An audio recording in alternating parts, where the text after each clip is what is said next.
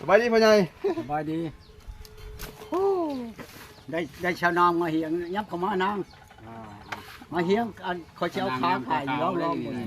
มื้อนี้ก็มานำนี่น้องมานำเนาะสบายดีได้น้อง สบายดี อ๋อทีมงานมา2-3คนพ่อพี่น้องเอ้ย บ่เป็นหนังบ่ ฮะบ่แต่อันนั้นเลยได้พ่อใหญ่เนาะคนโทรมาหาเราได้ฮะ เออคนโทรมาเตะวนคน มีอ่ะ สบายดีนะได้อัน จับนอนนี่แล้วมันฮ้อนก็เลยนอนอยู่ในห้องแอร์นี่ เออ เป็นจังได๋ อันช้ำมาชิกเจ้านั่นว่าชิอันผากเงินมาให้อันชาวลาน้อยกับเบาชิลัดอยู่พุ่นได้มาให้ข่อยนั่นข่อยไป บ่เข้าใจอ่ะทุกคน เจ้า เจ้าบ่เข้าใจความหมายน่ะแกว่าให้ข้อยฟังว่าทุกคนคือหมู่แท้ว่าซั่นน่ะไปส่งไอ้นั่นมาให้อ่ะก็คือว่าเอาเบอร์บัญชีของ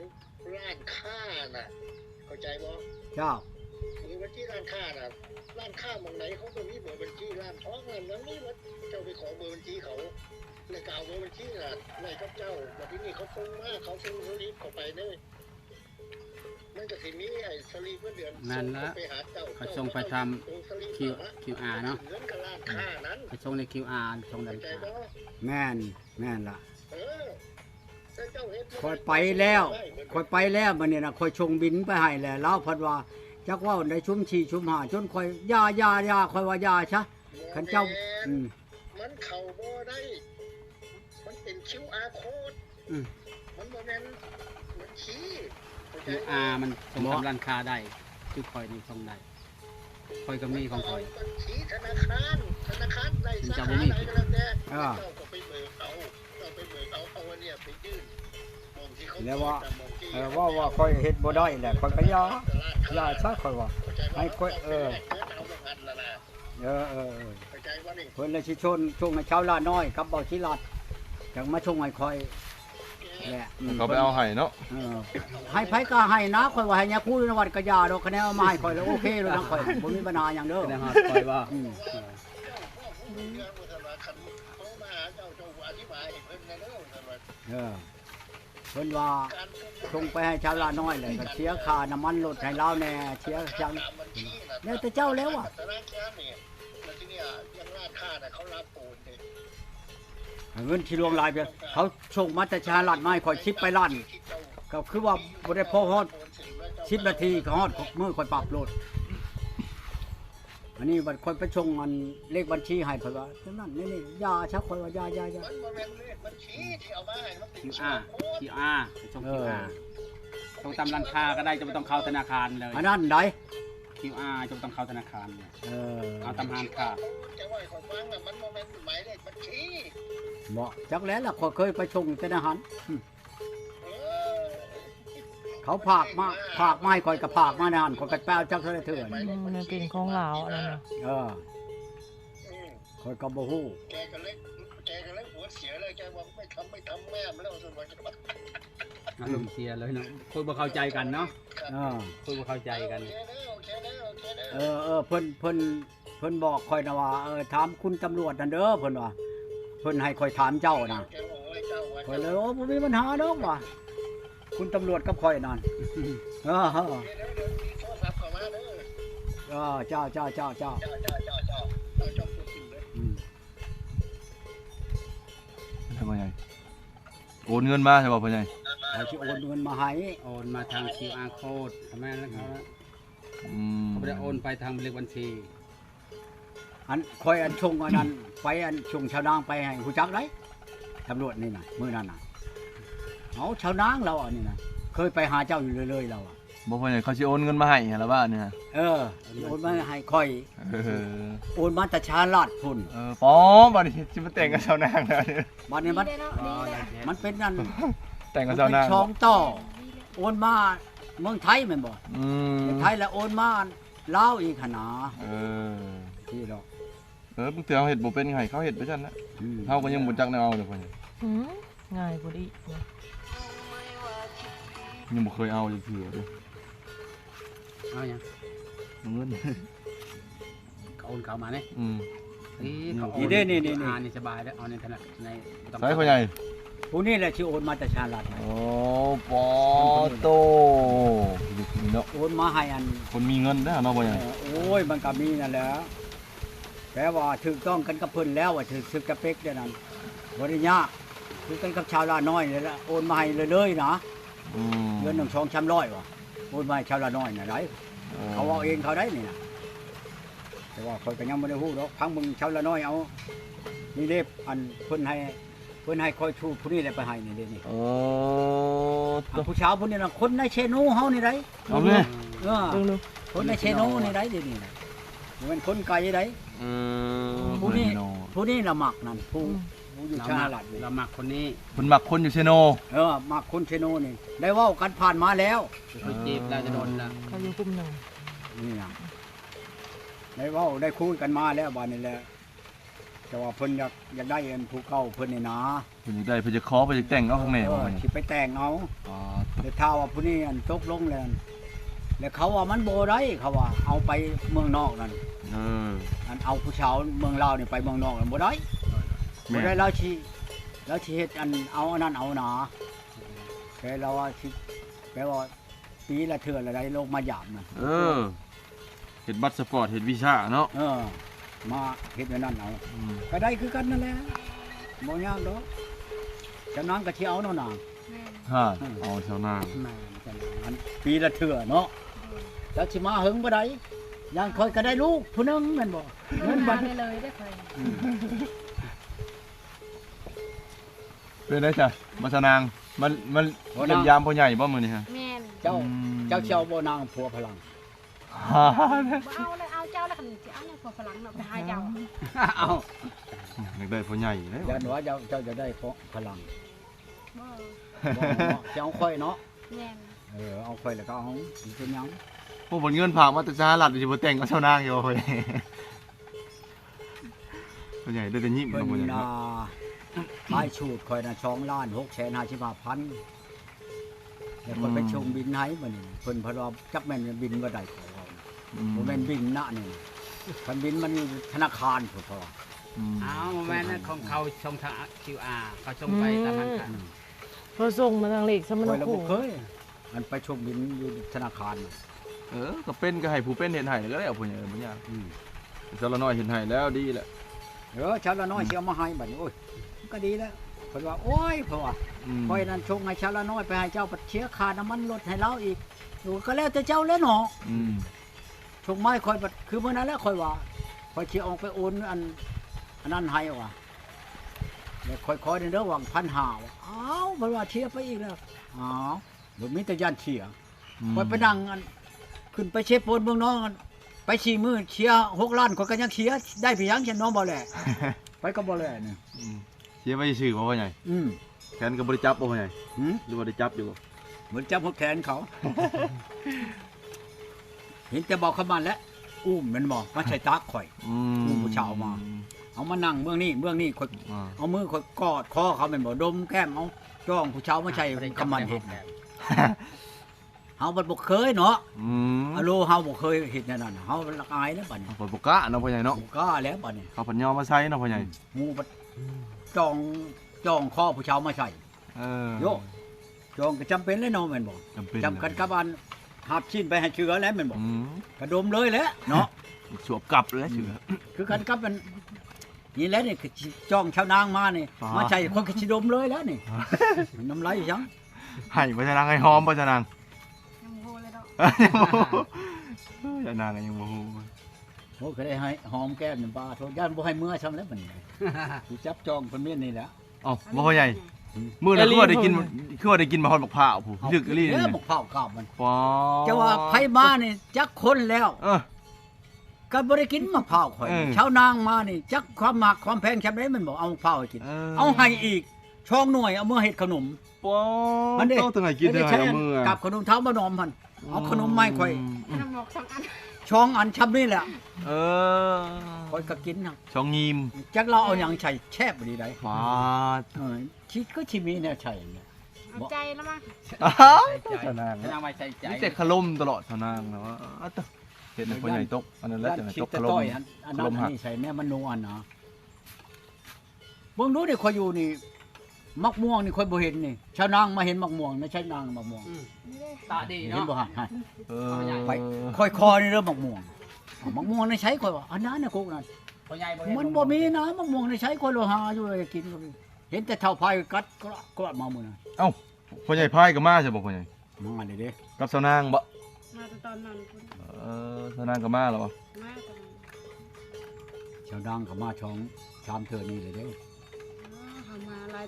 มือ บ่แล้วอันว่าอันในอันมานั่นหลายเทื่อแล้วจัง10เทื่อพุ่นแล้วเจ้ามานักประมาณน่ะมื้อนั้นกินมะพร้าวมื้อนั้น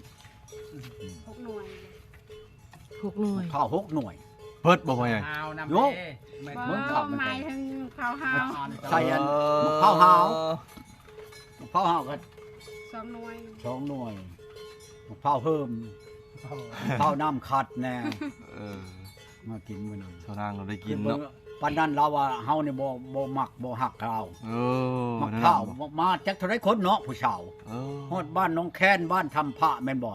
มาจะกินมะพร้าวข่อยก็บ่ให้กิน เช้าชั้นมายังไม่ได้กิ เช้าชั้นมาก็คุ้มกินข่อยก็บ่ให้กินบัดนี้ เอ้า เช้านางมานี่ ซะซั่นมา บ่แม่นเนื้อคู่บ่พ่อใหญ่ชาวนาง จักว่า ยังทันได้มีแฟนแล้วบ่เจ้าน่ะ บ่มี หั่นป๊าดเนาะเนื้อคู่แท้พ่อใหญ่บาด เจ้า นี่ บ่เมื่อก็อย่ามือไปเบิ่งลายมือครับมันถือกันแล้วก็ข่อยก็สิไปขอ เอ ได้ อ ซะไป เอาซะนั่น พอ เนาะ ดีนะเนาะมีพยา คอเจ้า พอดีแหละ หากเจ้าชูเว้าคือเจ้าเว้าอันไหนอันคอนั่นได้เด้อก็ลุดลุยลงให้ข่อยแหน่ สิลดให้ดอก เท่าไหร่ชาวนางขะดองเขาลืมเลยโดน ป นะ ระมาณ30ล้านในลดให้บ่ได้ 30 ล้าน 30ล้านเพิ่น 30ล้าน ค่อยว่า ครึ่งนึง คันขี้กลัวน่ะ2กิโลข่อยก็สิให้เนาะคันคำมันบ่ได้ เออ ขี้กลัวข่อยสิเอาลูกแห่นำมาใส่2โล คำใดว่าบาทหนึงว่าเนี่ย ฮะ คำมัน คำใดว่า เอา บาท ดอกบานมันยังพยายามมีเอา2สลึงนั่นน่ะ เอ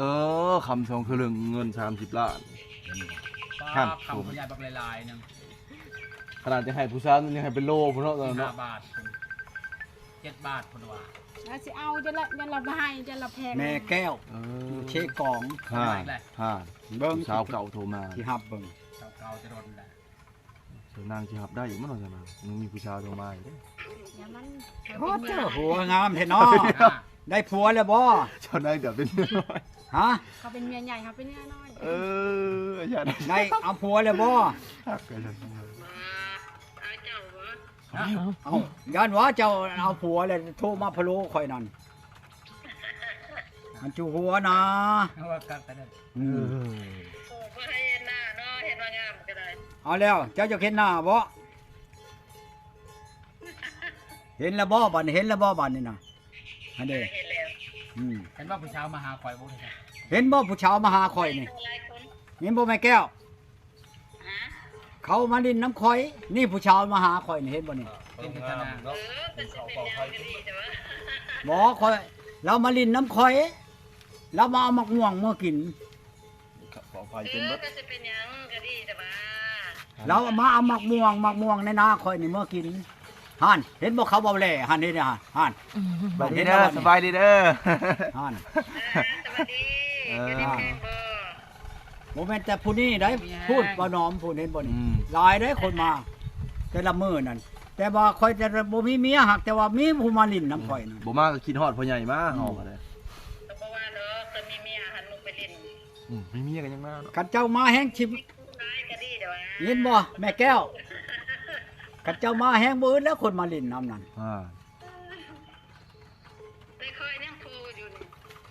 นั่นยังโทรไปแนะนำอยู่ ลินน้ำก็ลิโทรมาพะโล้ข่อยดอกอันนี้บ่แม่นโทรมาลินน้ำดอก มีพะโล้เนาะ เก็บคือกันหมักม่วงค่ะ เจ้าก็มีบ่ทางไปนาเจ้ามังม่วง โอ้ยก็บ่มีดอกก็ทุกข์จน อ้าว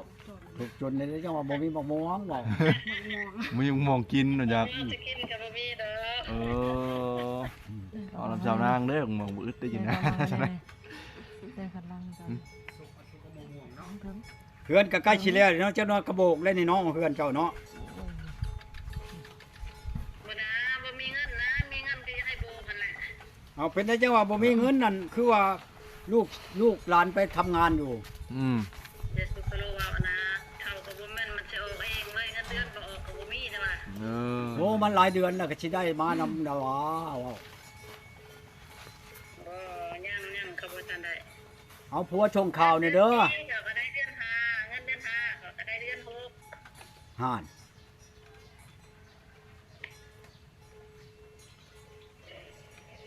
อึ้งออกล่างไอ้บ่ทางนั้นคนตกแห้งบ่ แห้งได้เห็นบ่น้ำหนองข่อยเห็นบ่หันน้ำหนองข่อยหัน หลายเนาะ น้ำน้องก็เต็ม น้ำ เล พ่ ย น เดี๋ยวนี้ เนาะ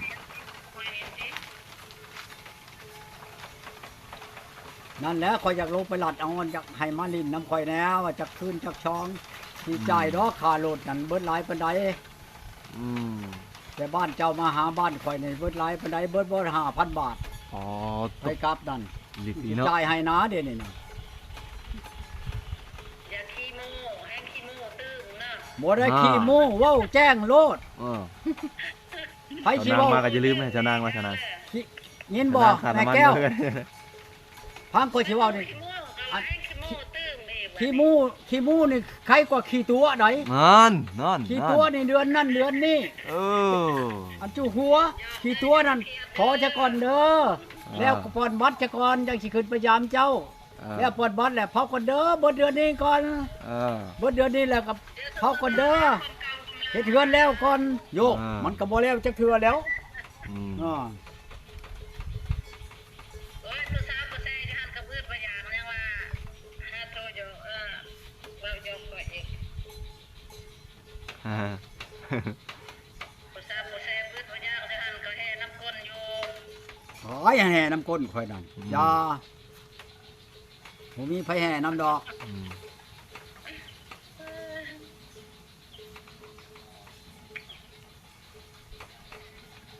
คนทางใดป่ะใหญ่นะตั้งภาคใต้อีกบ่ เชียกอง เออสาวสี่กองได้เนาะเพิ่นว่างเลยบ่ ยัง เออเพิ่นสิใส่กองเนาะ จะได้สวัสดีบ่ โอ้สบายดีแหละ สบายดีอยู่ สบายดีบ่มีมันใส่บ่ เออ สบายดีนี่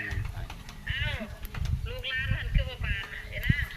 อ่าเฮ็ดงานอยู่ที่เซ่เนาะพังเจ้านั่นเว้ากับปากอน โอ้นั่นก็ปลาเออได้เนาะก็ปลา ชาวนางว่าฟังเจ้าเว้ากับตู้ก้อนเพิ่นว่า อืม อืม หัวขาดเลยเนาะ หัวม่วนเด้อ อืม คนมีความสุข อึ่งลายอยู่บ่พ่อใหญ่ทางเพิ่นนะ อันใด ทางเพิ่นนั่นแหละอยู่เซทางซีกอนั่นน่ะอึ่งลายอยู่บ่ทางบ้านเพิ่น จักแล้ว ถามเพิ่นดูฮะ ลูกคือกันเด้อบ่ได้ไปตลาด เออเอ้าบ่ได้มีบ่มันห้องตำทงไห้ทงนานะ มันบ่ได้ห้องหมดตามทงนามันบ่ได้ห้องบ่ มันก็อยู่ไกลเด้อในอยู่ตูกับแพงเลย เอ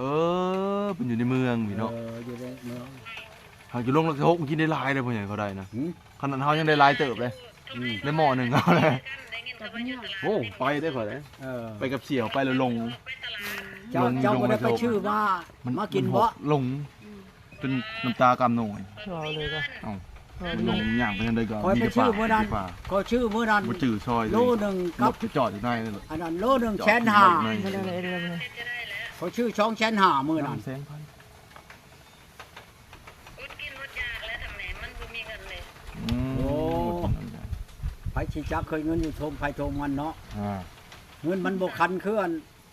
ไก่อยู่ในคอกเฮาได้เงินไหลไก่ยังว่าคอกใดมันหลายมันคันหลาย ซื้ออื่นก็ยังบ่ขาด สนางเงินลายจะบ่สนาน บ่มี ห่านพอดีนะคอนพ่อใหญ่เนี่ยคอน้ำปลาคอน้ำปลาน้ำเฮียนะน้ำเสียน้ำคนมีเงิน คนละให้เนาะคอละ เออขอเลยบ่ ยังได้ขอ มันบ่คือยังคูได้เนาะ ไม่แล้วพ่อใหญ่ บาทไป เออ ไปออกใช้รถบ่ได้ขอได้ยังคู เออ คือไปละล่าแม่นบ่อันนี้บาทก็บ่มีหยังก็มีมาเลยสิปอนไม่ใช่ถุงเจ้าเนาะสิปอนลง ห่านเห็นเนาะ บ่มีหดถุงแน่ ให้หอมแก้มบัดหนึงบ่พ่อใหญ่ อืม ช้ำเช้ายังก็เช้าอยู่น้องบ่เออหอมแก้มปั๊บอันนี้เอาให้ จำชาวเชฟโปนบ่ได้เลยเนาะ เออ บ่อันนั้นอุ้มมาใช้โลดมันนำเรื่องนี้ผู้หนึงเรื่องนี้ผู้หนึง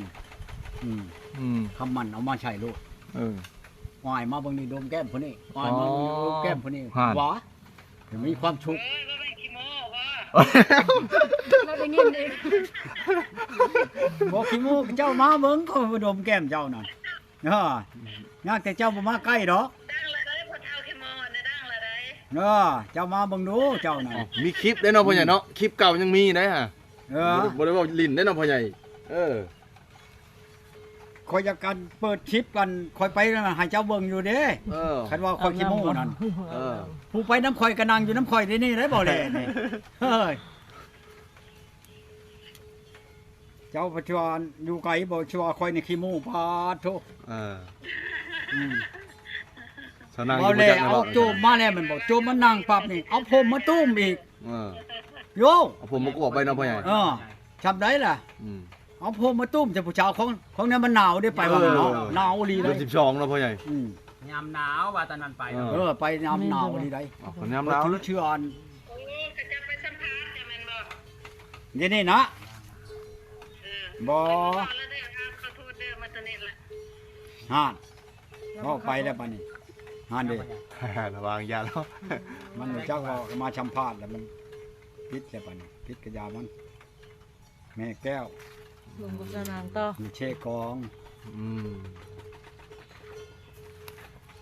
โอ้ยว่ากันกับอันแม่แก้วมันตั้งแต่เดือน1เดือน2ตะกี้นำชิมา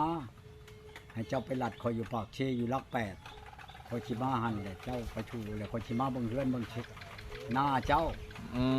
เพิ่นได้พ่อใหญ่ เพิ่นนี่นั่น เพิ่นสิเพิ่นอยากมาอยู่นำบ่นั่นบ่ เพิ่นจะมาอยู่น้ำบัดนี้ล่ะมาเว่าไปเว่ามาแล้ว เออ เผาก่อนมันทำมังแล้วก่อนบัดแล้วจะก่อนคอยจังสิไปบัดนี้ก่อนบัดแล้วเนาะ โอ้ ก่อนบัดแล้วโอ้ยคอยเฮ็ดเฮือนอยู่บนแล้ว เฮ็ดเทือนแล้วจะก่อนบัดลูกมายังจะเข้าที่อยู่ในใช้บ่ทันได้เทือนเพราะจังว่าถามมันเฮ็ดแล้วบ่เฮือนน่ะบ่มีเงินเฮ็ดน่ะบ่เงินมาใส่บ่มีก็เงินนั่นลูกไปทำงานอยู่เนาะก็เขาโอนเงินมาให้แล้วก็เฮ็ดไปเท่าละน้อย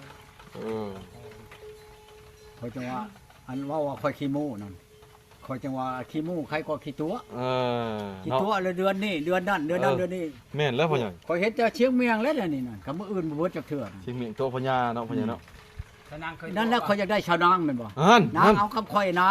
พังก่อนแต่เราพังมันนี่นั่นข่อยมาถามมามื้อนี้ข่อยถามได้จักพวนเลยนางยังบ่ได้เราพังเอาไผเอาผู้เขาอันยาคูในวัดบวชน่ะบ่พังวัดยาคูนี่บ่ สิเอาพ่อใหญ่อีหลีบ่จัก มันพังผู้ยาคูอยู่ในวัดชิกออกมาจังสิเอาบ่ได้นี่เจ้านะเจ้าถ้าพังยาคูอยู่ในวัดบ่ได้นี่เจ้าจังบ่เอาผัวนะยันว่าเนาะบ่แหละยาคูผู้นั้นโอ้ยมักยาคูบ้านนั้นนั่นเด้บ้านนี้เด้ถึงบ่ได้ดิ เขาได้ยังอันนั้นได้ยังครูก็ดีแล้วเนาะ ดีบ่ชนาง ดีเลย นี่ก็เอาที่เจ้าก็ดี พูดเลยบ่ยันบาปบ่ชนาง ย่านคือกัน ห่าน บ่ย่านบาปกินหัวบ่ ย่านคือกันเด้อ แน่ ใครจะบ่ย่าน เอายาคูนี่บาปใด ต้องได้ชิกก่อนติ เพิ่นยังว่าลิ้นจะหัวผัวเพิ่นบาปเข้าใจบ่ ผัวเพิ่นผัวเขาเจ้าไปลิ้นญาติแย่งชิงเขามั่งเฮือนมั่งชานเขา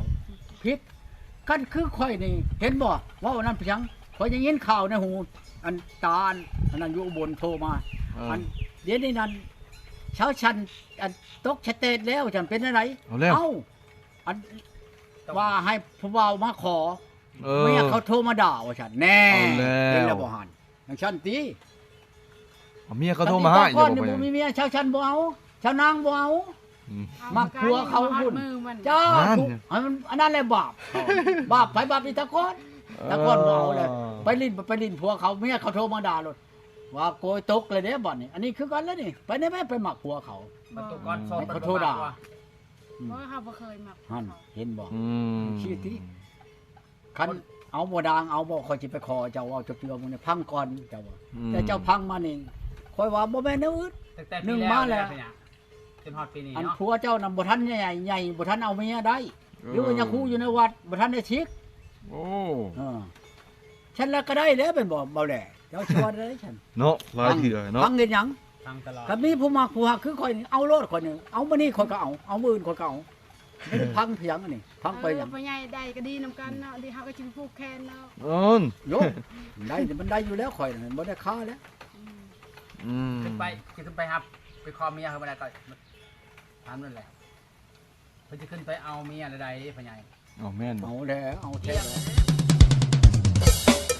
ว